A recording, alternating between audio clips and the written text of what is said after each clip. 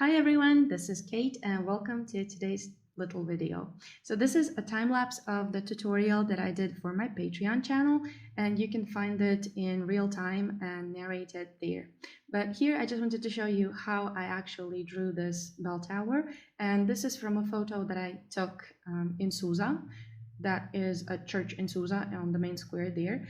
And you can also download this photo from my Patreon. You don't have to be a patron. You can download this particular photo and try to follow the video together with me.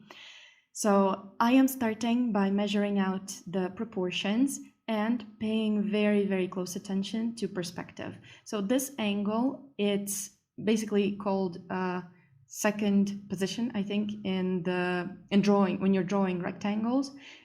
So if you imagine a cube that is facing you with one of its sides, and that cube has both sides that you see, they will be equal. So this is the angle that I took on purpose of this tower to actually make it easier to draw, because if we're drawing this in a slightly different angle, it's going to be a slightly more difficult view on the perspective.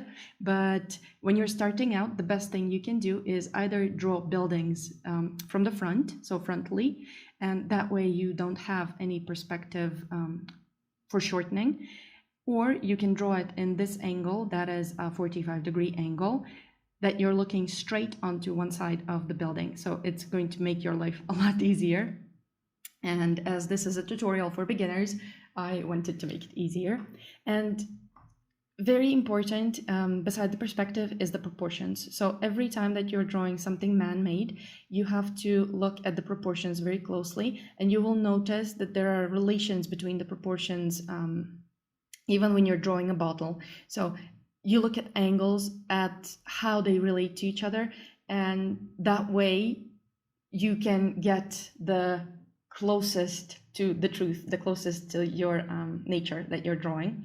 So here, as I said, based on the proportions, I'm constantly comparing each thing that I'm drawing. So I'm starting from the biggest thing, the shape of the tower itself, and then I'm comparing, as I'm adding detail, I'm comparing the size of each particular window, of each particular detail on the tower. I'm comparing it to something else that I already have in my tower. So I'm looking at the height of the windows, for example, here on the second floor from the top.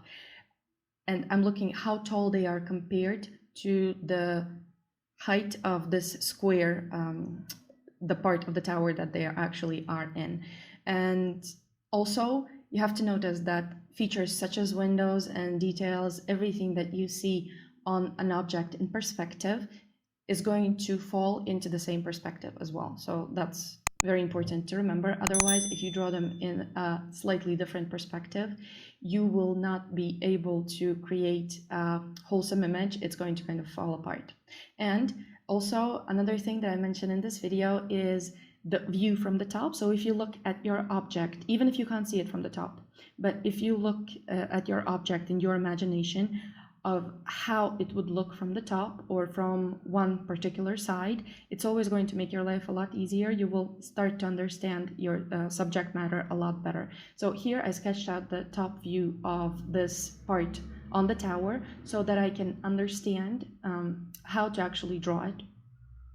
And yeah, this is basically it. I sketched the whole tower first with a pastel pencil.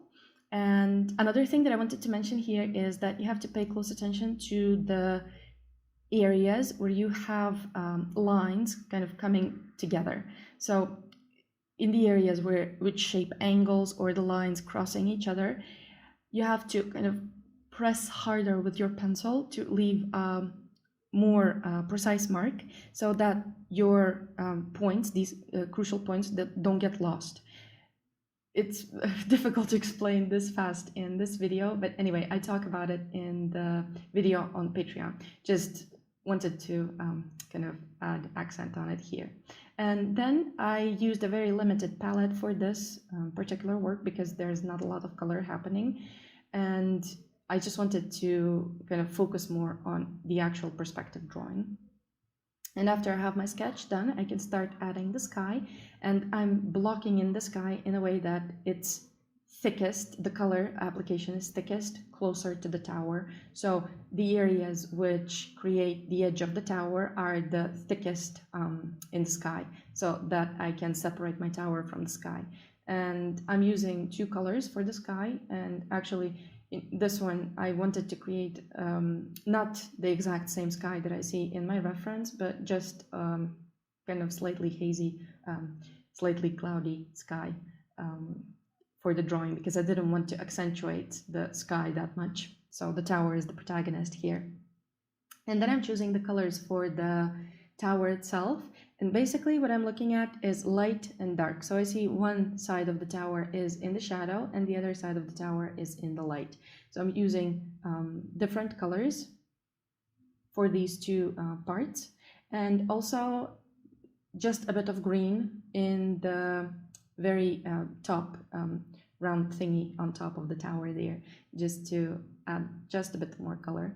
And also I'm using the same pastel pencil. This is brown, dark brown pastel pencil, just for those shadows in the windows. So I'm not using any black here because otherwise it would look just too heavy. And also pay attention to the fact that here, as the light is shining from above, from the left, from above, there's going to be shadow on the, just under those parts which are kind of jutting out slightly.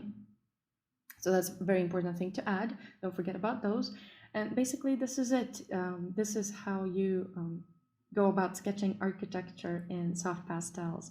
Also, after I apply the layer of pastel, if I lose some of those lines that are really necessary there, that will show the small details, I'm adding them back in with the pastel pencil. And because the layer of pastel isn't very thick, I can add these details over the pastel very easily, because if you apply a too thick layer of pastel that is too thick, you won't be able to apply the pastel pencil over the top.